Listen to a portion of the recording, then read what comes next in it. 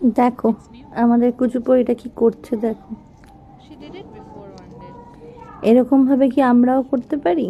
এত সুন্দর, এত নিখুঁত, মন দিয়ে যখন ও কোনো কাজ করে তখন ও কোনো দিকে তাকায় না।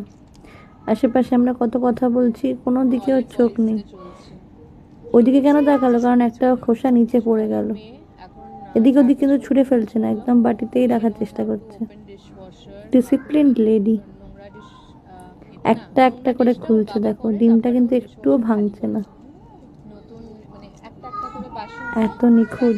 কিছু শেখার আছে।